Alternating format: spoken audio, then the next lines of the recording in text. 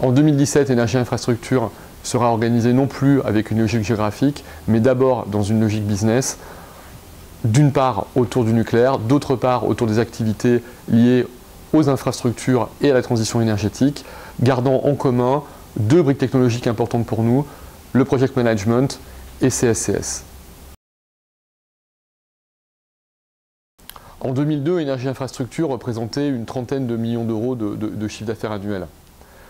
Pour arriver là où nous en sommes aujourd'hui, c'est-à-dire environ à 350 millions d'euros, 200 dans le nucléaire, le nucléaire représentant, Assystem dans le nucléaire représentant la deuxième ingénierie mondiale dans ce domaine, il a fallu consacrer l'essentiel des ressources de l'entreprise à ce développement-là. Les ressources, quand je parle de ressources, je parle aussi bien des hommes que des moyens économiques et de l'attention managériale qui a pu être apportée. Demain, l'essentiel de la croissance viendra d'autres choses que le nucléaire, des autres activités que le nucléaire, la pharmacie, les infrastructures de transport, les activités en fait, de système. Pour ce faire, il est nécessaire d'allouer des ressources propres à ce business-là et de tâcher de développer ces activités sans obérer en fait, le développement du nucléaire d'autre part.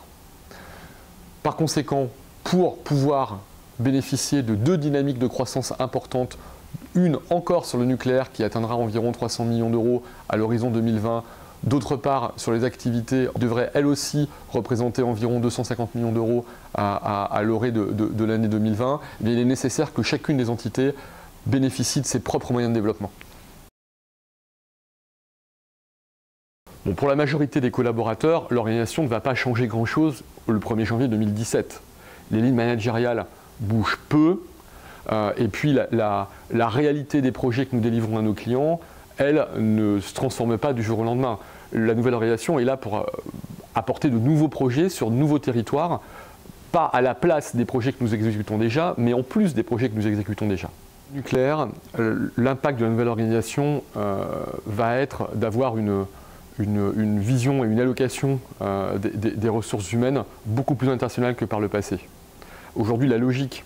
de positionnement d'une compétence de personnes sur un projet plutôt que sur un autre se fait à l'échelle géographique du pays. Demain, l'affectation d'une personne se fera à l'échelle des projets que nous avons en portefeuille, et c'est-à-dire à une échelle plus internationale. En ce qui concerne énergie, transition et infrastructure, qui est déjà très éclaté